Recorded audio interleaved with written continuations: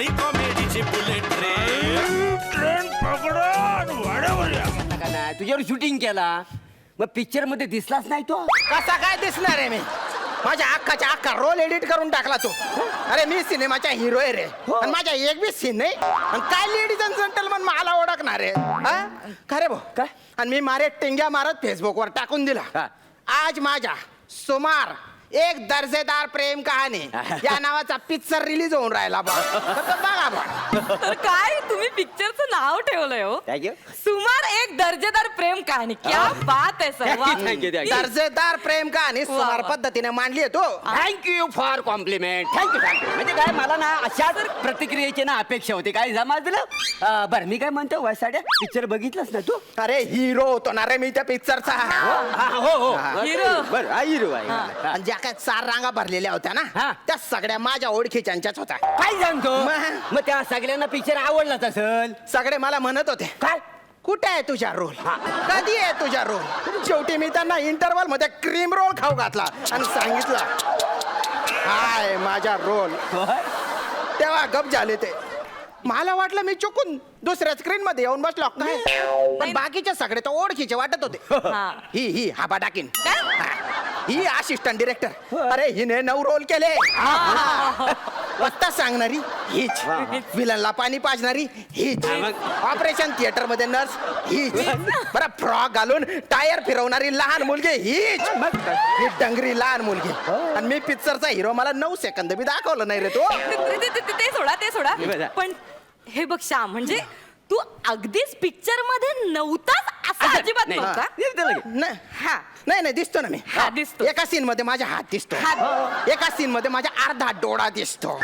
सगळं अर्धवट काम करून घेतलं नाही. माझ्याकडून तुम्ही. अर्धवट कसा वासाड्या इंटरव्हल मी तुझ्यावर केलेला आहे. काय काय क्रिएटिव्हिटी. क्या बात आहे. क्या बात आहे. थँक्यू म्हणजे तुला सांगतो असा इंटरव्ह्यू झालाच झालाच नाही, कधीच पहिल्यांदा सिनेमात मी क्रिएट केलेला काय बात समजलं? आहे. मी ह्याचा पहिला असा कान दाखवला, मग ह्याला हातात काडी दिले आणि हा कानातनं मल काढतो.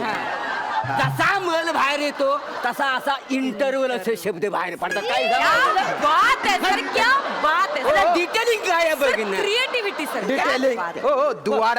माझा कान म्हणजे काय हत्तीचा कान आहे का, की तो बघून लोक मला ओळखतील? तुला कशाला वळखायला पाहिजे लोकांनी? माझा का? अरे माझ्या सिनेमाची स्टोरीज हिरो आहे. काय वा, समजलं? ये बात सर. मग माझ्या पिक्चरचं नाव काय आहे? काय नाव आहे? सुमार एक दर्जेदार प्रेम कहाणी. क्या बात अरे लोक तुटून पडली पिक्चर, हो. तिकीट मिळत नाहीये. काय माहिती आहे तुम्हाला? मग नुसतं नावच दाखवायचं होतं ना, बाकीच्या गोष्टी कशाला दाखवला? एकदा माझ्याकडून एवढी मेहनत करून घेतली, 15 दिवसात बॉडी बनवायला लावली मला, आणि 2 दिवसात 27 सीन करायला लावले या माणसाने.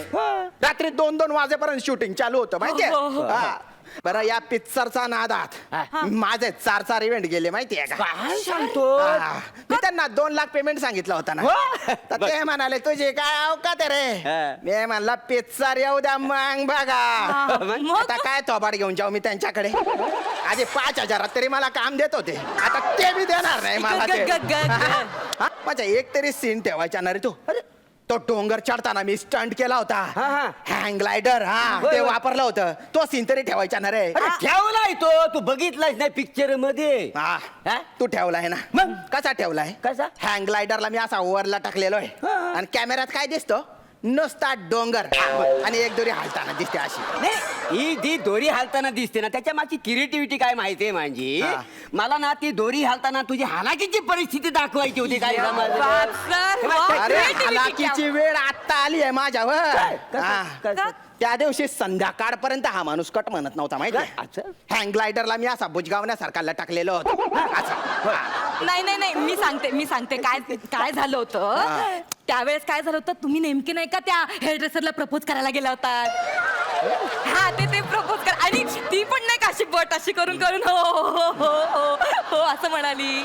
हा तर ते तुम्ही कट करायला विसरलात तेव्हा. तू माझी असिस्टंट आहेस का कासिस्टंट? सगळ्या वाक्यांची माझी काशी करून टाकते त्याच्यासमोर. आठवण तिला काय बोलतो रे? काय झालं? तू माझ्या पिक्चरची, माझ्या करिअरची काशी करून टाकली तू.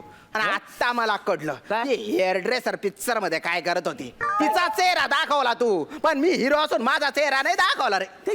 बरं चेहऱ्याचं जाऊ दे, माझा आवाज तरी वापरायचा ना रे. कसं वाटलं ते खानदेशी कॅरेक्टर बानकोटी मध्ये बोलत होता? नाही नाही. ते बजेट संपलं होतं ना प्रोड्युसरचं. का बरं? नाही म्हणजे काय झालं, ती नेमकी त्या डबिंगच्या वेळेस ती हेअर ड्रेसर प्रेग्नेंट राहिली.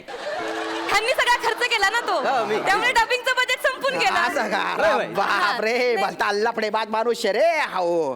आणि का रे हो काय? पाटोड, काय? अरे तू पिक्चरचा डिरेक्टर आहे रे, तू पिक्चर डायरेक्ट करायला पाहिजे, तू डायरेक्ट सगळंच करून टाकलं.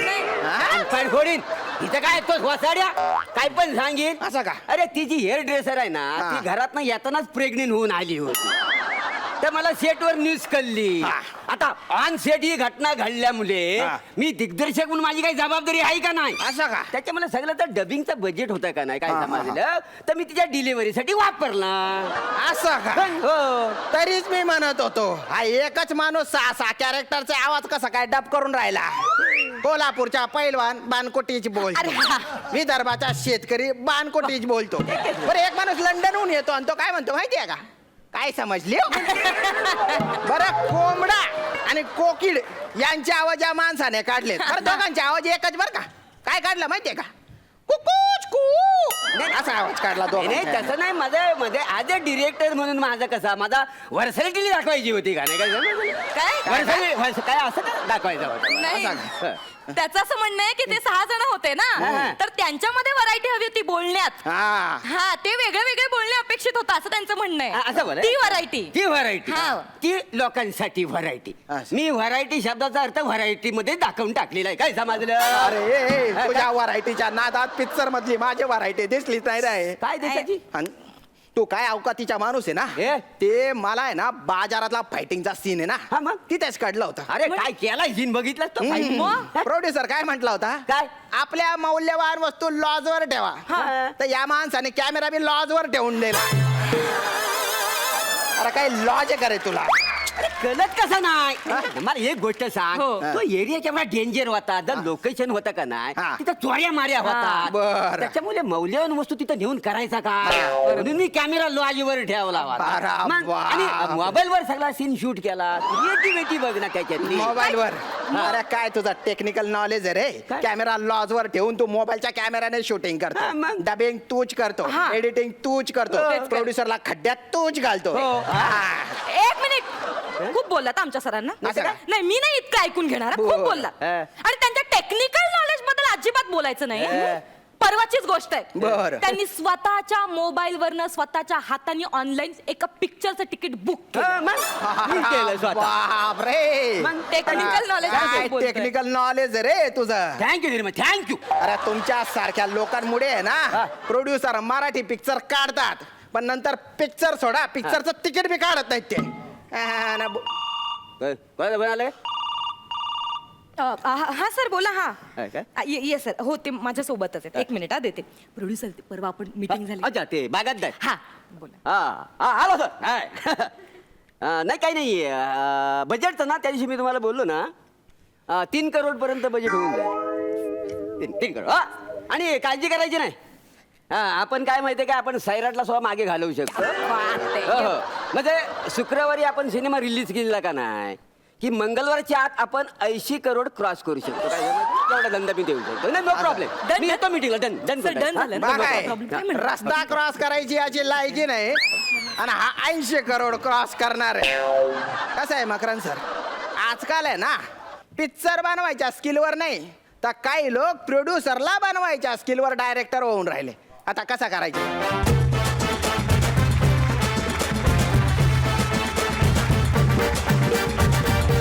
मजा आली. काही प्रमाणात खरं चित्र तुम्ही मांडलं. सध्या जे काही चालू आहे त्याच्याबद्दल आपण जाणून घेऊया परीक्षकांचं काय मत आहे. मकरंद दादा. फार उत्तम उपरोधिक भाष्य आणि थोडंसं वस्तुस्थितीला धरून पण आहे. कारण आता सैराटच्या अपूर्व यशानंतर असं खूप पेव फुटेल आणि टेबलावरच रिकव्हरी दाखवली जाते निर्मात्याला. निर्माताही नवीन असतो. बऱ्याचदा एका दिग्दर्शकाने तर असं केलं होतं की प्रत्येक सीन झाला की टाळ्या वाजायच्या, प्रत्येक सीन झाला की टाळ्या वाजायच्या, शॉट झाला की टाळ्या वाजायच्या सेटवर. आणि प्रीमियरला कोणीच टाळ्या वाजवल्या नाहीत. मग निर्माता म्हणला कुठं गेल्या टाळ्या आता तुमच्या. तर हे पण घडलेलं आहेच आहे. त्यामुळे त्याच्यावर तुम्ही फार उपरोधिकपणे आणि हे मराठीमध्ये घडतं. हिंदीमध्ये एखाद्या कलावंताचं असं म्हणजे श्यामचं जसं झालं या स्किटमध्ये, तसं हिंदीमध्ये एका नटाला बोलवलं, 8 दिवसाचं काम पर डे वगैरे चांगला ठरला, मोठा सिनेमा, आणि मग 8 दिवसाचे 20 दिवस झाले, त्यामुळे पेमेंटही भरपूर मिळालं कारण पर डेच पेमेंट होतं. आणि मग हे बायकोला घेऊन गेले प्रीमियरला, तर हेच नव्हते सिनेमात. तर तिकडे एडिटिंगला खूप वाव असतो आणि त्यामुळे खूप कापतात सीन्स. पण तुम्ही एकंदरीतच फार मिश्किलपणे ते मांडलं आणि ते बऱ्यापैकी खरं आहे, त्याबद्दल तुमचं विशेष अभिनंदन.